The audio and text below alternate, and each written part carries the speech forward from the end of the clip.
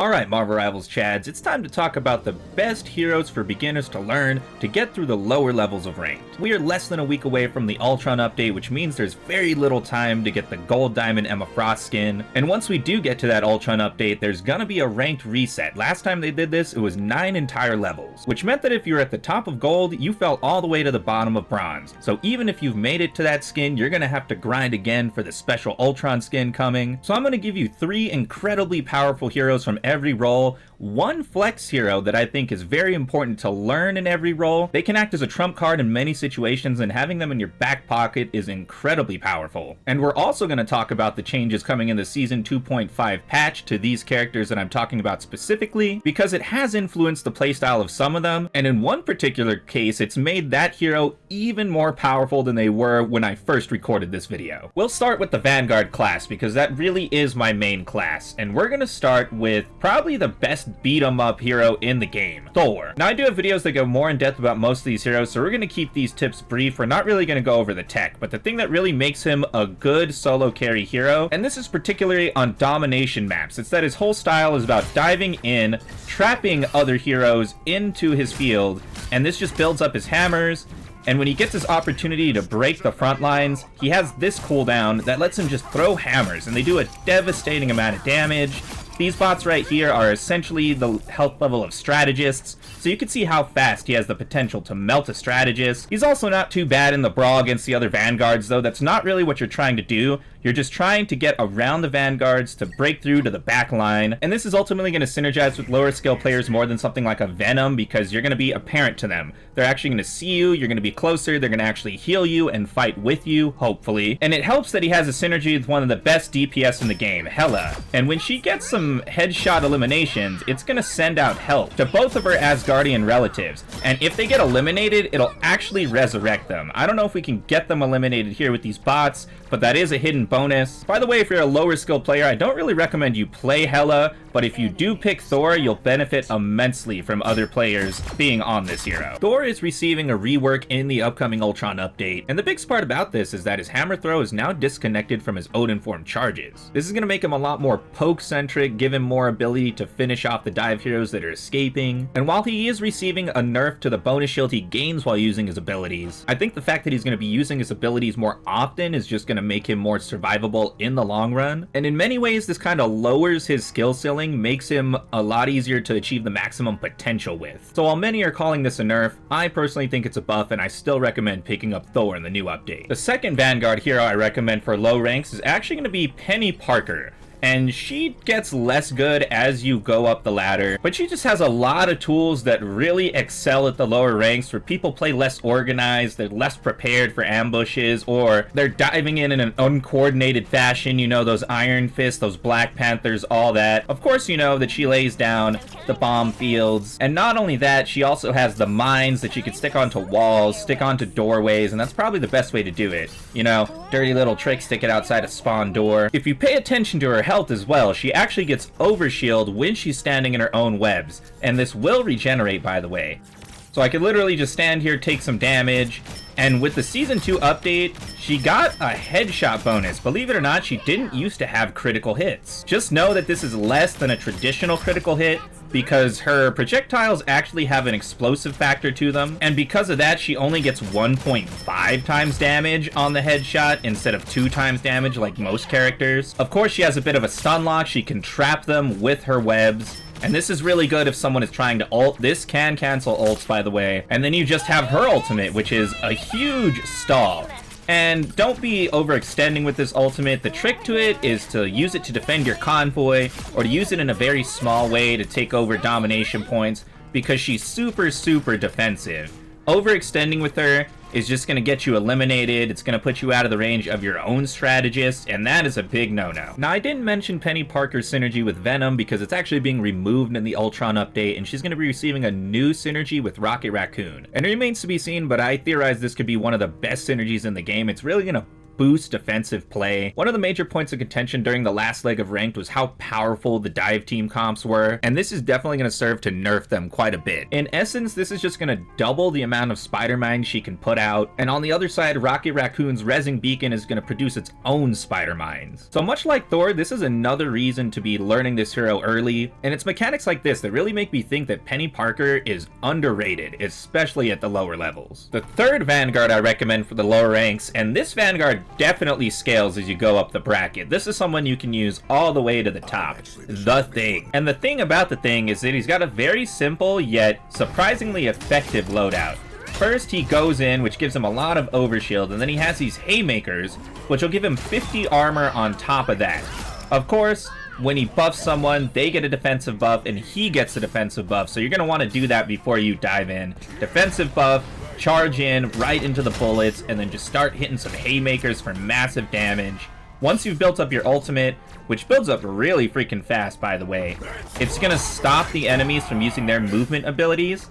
So chaining your ultimate into this dive, which also stops them from using movement abilities, pretty much ensures that you're going to eliminate the squishy heroes, and you can just straight up push through the Vanguard lines, though that is a bit dangerous if your strategists aren't coordinated with you. But at the end of the day, the whole thing in lower ranks is the lack of coordination. That's what's going to keep players from moving forward, and this is a character that excels in the chaos. Of course, he benefits from probably the most powerful defensive synergy in the game right now, and it's just going to give him even more overshield, kind of like a recharging health, actually. And so you can see when all these factors come together, defensive boost, dive in extra health, overcharge, jab, ultimate, you are just completely obliterating the enemy team, and you did it for not a lot of investment, actually. Overall, the Thing is a pretty easy hero to master, and he's going to be pretty strong in Season 2.5, at least until they get rid of the Fantastic Four synergy, and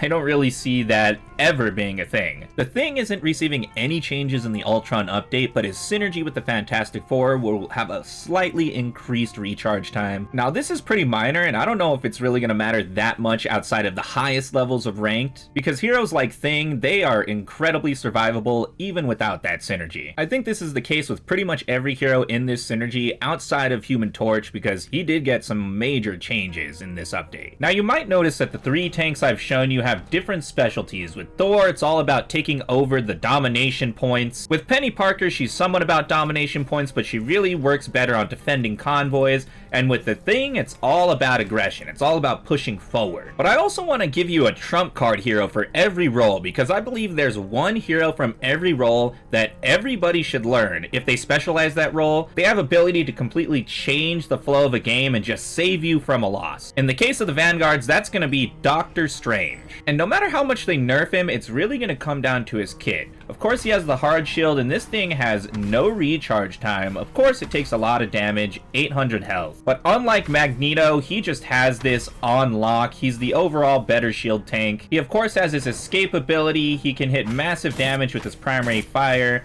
and it just gives him a radial blast that helps protect your team from dive, and dive is really popular right now. Of course, you got the ultimate, which just freezes time, and it just gives you free eliminations essentially. But on top of all this, it's the portal, man. The fact that if you're down bad, you're about to lose a game, you can just portal on top of the point.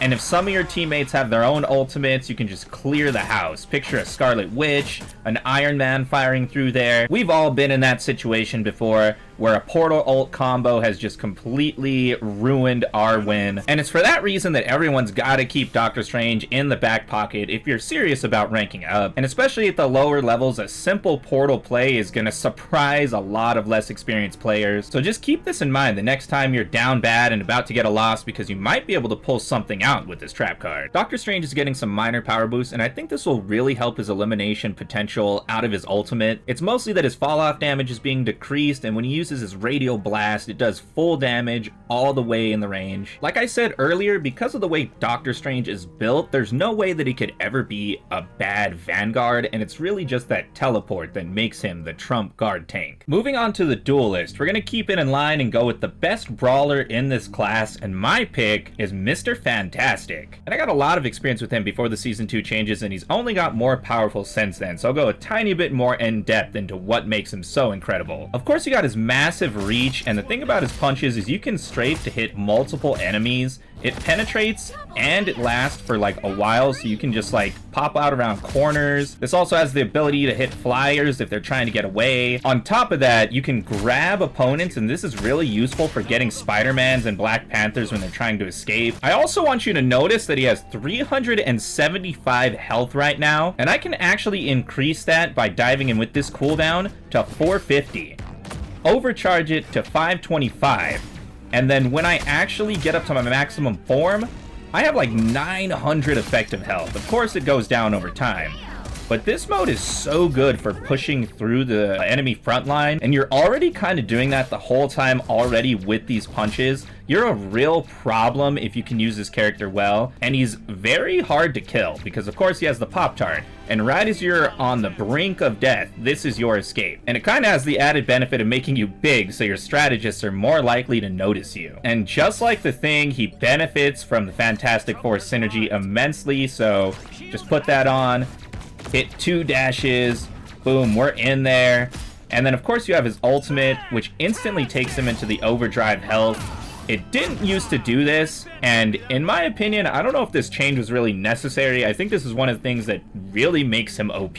This is one of those heroes who I think is borderline. If they nerf him a tiny bit, he's gonna go back to being kind of bad, kind of underutilized, but in his current state, he's definitely worth using at the lower ranks. He can help you cruise if you're a duelist. And he's going to be a lot simpler to use than something like a Black Panther, Iron Fist, Spider-Man, any of those heroes. Moving to our defensive duelist, I think most people can guess this one, but it's Namor. Regardless of whether he has the freezing turrets or the radioactive turrets, and let's go ahead and just look at that right now. He's going to be incredibly powerful defensively because he doesn't have to do as hard of a job to be effective.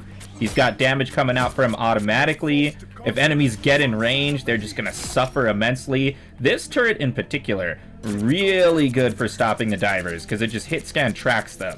And if you hit headshots, it just overcharges him. You see how he did it a little bit faster? So in that sense, Namor just gets better as you get better, and he can carry you all the way to the top levels of ranked. He's actually a very commonly banned character. Well, really, it's Hulk that gets banned, but sometimes people ban Namor if they're trying to play some of the dive heroes. Point is, he's one of those heroes that can help you rank up incredibly fast because you're gonna get more kills than you kind of deserve. These squids are gonna be getting eliminations for you while you're not even trying to hit those players. Of course, like any good duelist hero, he has an escape. This protects him from damage. And then he has his ultimate, and the trick about his ultimate is that circle matters. If they're in the middle of the circle, it does way more damage than if they're on the rim of that circle. Can't forget he has 275 health, and this actually matters because power boosting has become very, very popular. Black Widow with a power boost can one-hit KO a 250 character, but not a 275 character. And that's something you always gotta consider. That's what makes Namor an incredible defensive pick, because even if they're trying to get bullets at you from across the range with the Black Widow, you still got a chance of survival. Namor is receiving some nerfs to his offensive potential, primarily in his escape cooldown and the range and recharge time of his Gamma Squid. This is because more high-skilled players were actually able to push him forward with the Hulk, and he was functioning in a semi-dive capacity. Now he'll be much more defensive focused, but this isn't going to stop him from being good, just overpowered. Now the best duelist for getting aggressive, for pushing a convoy forward, is going to be Squirrel Girl. And the reason is that you get a lot for very little. Her skill floor is very, very low. All you got to be able to do is put these on point. 2 or 3 of these will eliminate a support.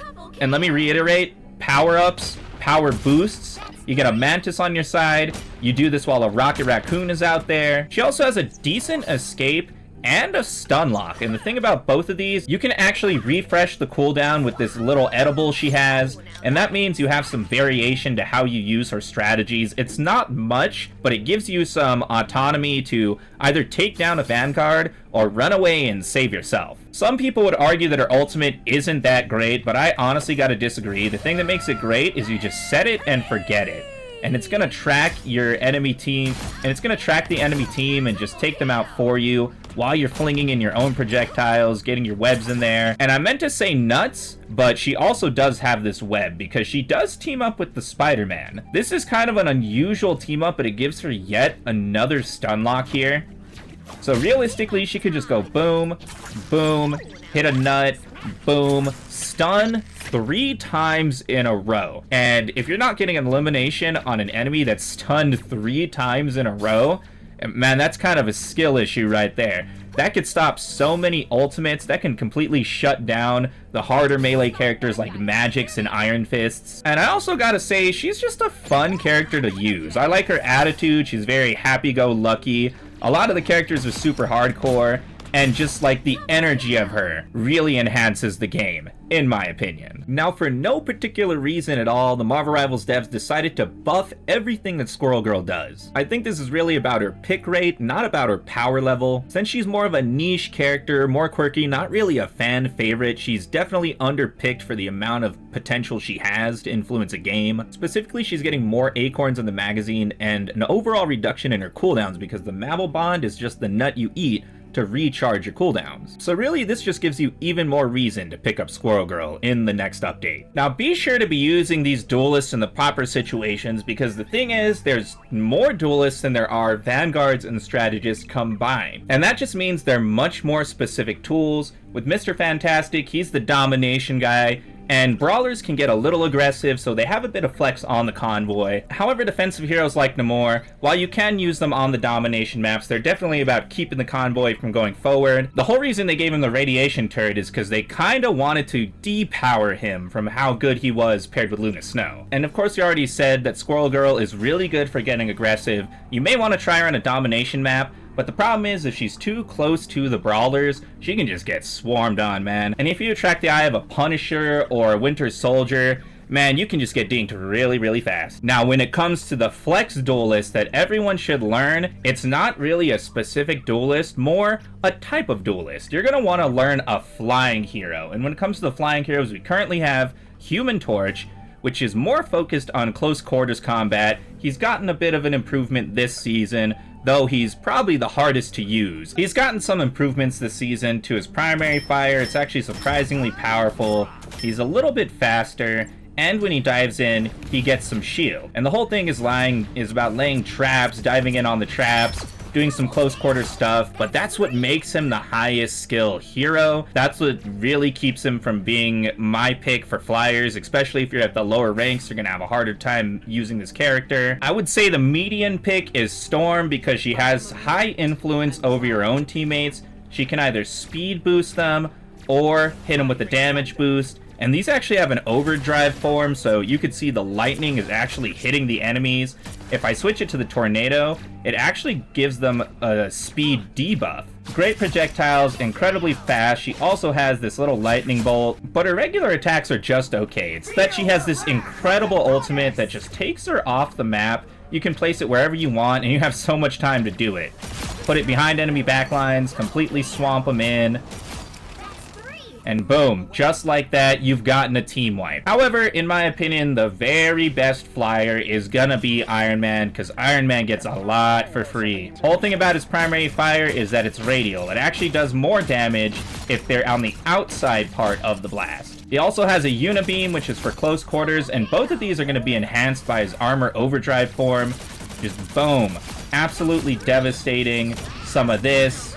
And he also is able to fire his missiles from this form, which usually you gotta be flying in to do that. But in my opinion, his flight is really only for escape. Trying to fly and use missiles, kinda dumb. There's no real good way to aim that. And of course, we gotta mention his ultimate. It's probably a top 3, if not the best duelist ultimate in the game. This can insta-gib a Luna Snow ult. You put that in a Sue Storm ult, you're gonna get somebody with that. And if you're looking to patrol the lower ranks and rank up as fast as possible of the 3 flying heroes, this is the one that's going to get it done for you. The other ones have a higher burden of skill, though they are really good. I can't discount any of the 3 flying heroes. Keep them in your back pocket for sure. Quickly going through the flying hero changes, I think this is actually going to influence my pick for the top flying hero. Human Torch actually getting some nerfs here, so he still remains at the bottom for me. What really matters here is that Iron Man is actually getting some massive nerfs. It's really just that he's getting less bonus health from his armor overdrive form, and he'll no longer synergize with the Hulk, so he won't have his gamma overcharge form. And this really brings him down to earth actually. He's been super powerful since the very beginning of this game. Now what's gonna put Storm at the top is not really about her specifically. She's only getting a minor increase to her ultimate damage. It's really that she's gonna have this ridiculous new synergy with Jeff the Land Shark. Much like your synergy with the Human Torch, it's just gonna combine their ultimates together, and there's a possibility that you'll be able to combine all 3 ultimates together. And if that happens, Storm will have a literally 18-second ultimate, and this will make her the trump card duelist of all trump card duelists because 18 seconds is longer than any strategist ultimate in the game. There's no way to stall out of that. However, since this video is coming out before the Ultron update, we don't know if that's how it's gonna work. Comment on this video, let me know if you're watching this after the update. Moving on to the final class of heroes, we have the Strategists. And these heroes differ from the other 2 classes because they're not really about push, pull, they're all about control in their own fashion. First, I want to talk about Mantis, and Mantis is supremely underrated. I'm gonna lead by saying she has 250 health. So yes, she is able to get headshot by a Black Widow. You're less likely to run into that at the lower ranks, but that's still a thing you have to consider. What really makes her good is she can set it and forget it.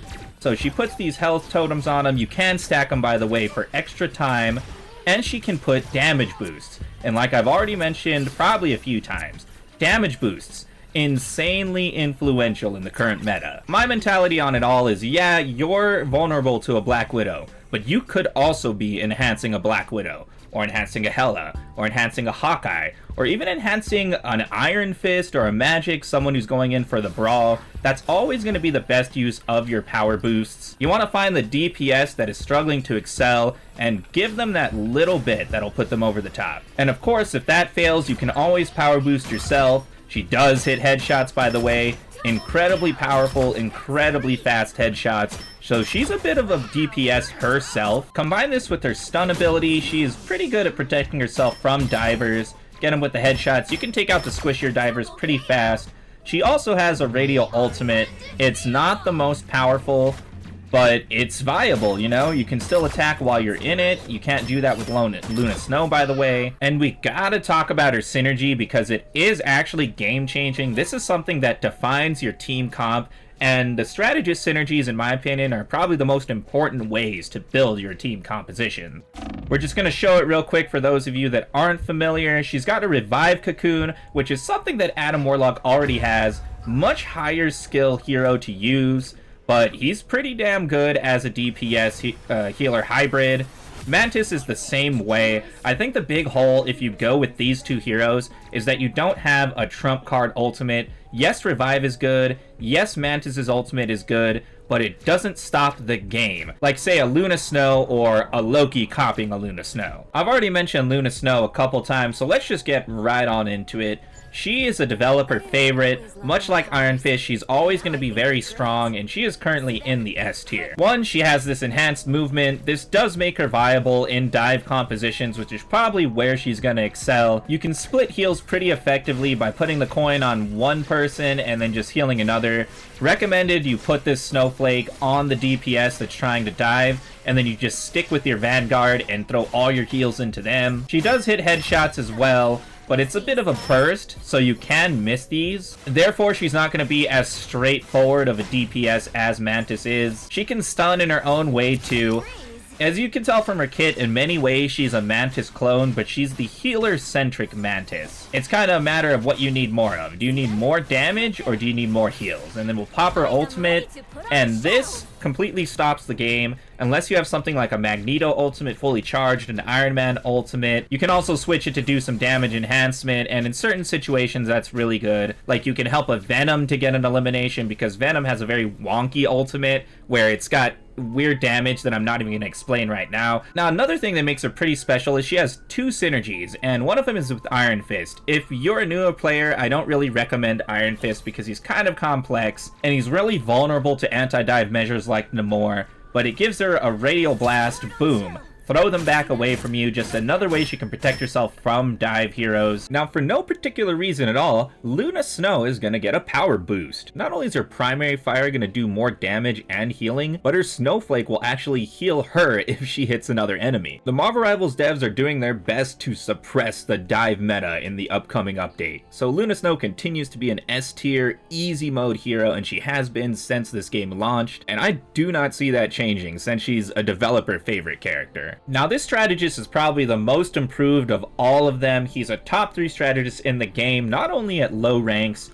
Rocket Raccoon. And a lot of this comes down to his ultimate, and while it used to only give a damage boost, it now gives Overshield, which actually combines really well with the way his healing mechanic works, because the first touch does more healing burst, but if you manage to get 2 bounces, it resets this healing burst. And this is not a bug, it's a feature. It's the way you gotta use this hero to play him really effectively. Of course, he's got the Revive Totem, and the Revive Totem gives some Overshield here. So all of this in combination makes it very hard to kill a team with a good rocket on him. If he needs to flex DPS, he can flex DPS. Very effective at it.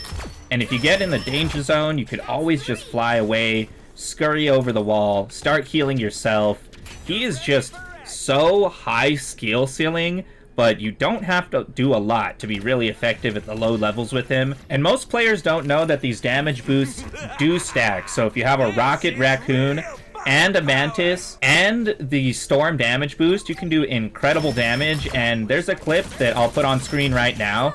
It's the maximum damage you can do in this game, and it's with a Hawkeye, and it's combining all of these damage boosts together. Now, realistically, you're not going to be using that tactic in an actual game, but just know this mechanic does function that way, and it's one of the reasons Rocket Raccoon is a top tier pick right now. Now, when it comes to the flex strategist pick, I was going to tell you to use Jeff the Landshark, but Jeff the Landshark just got absolutely gutted. Everything has been changed about him and his kit. They've completely reworked his playstyle, and it's traumatized a lot of the Jeff the Landshark mains. So I'm just gonna not give you a flex strategist, because I think all the other strategists are a little too technical, there's too high of a learning curve, and the ones that I've already described work at both the low levels and the highest of levels, so I recommend just learning them inside and out, putting in the reps with them. Anyway, comment down below how you've been feeling about Marvel Rivals Season 2, what you're hoping for in the Ultron update, and which of these heroes you're going to be trying out. Like and subscribe, and I will catch you guys in the next video.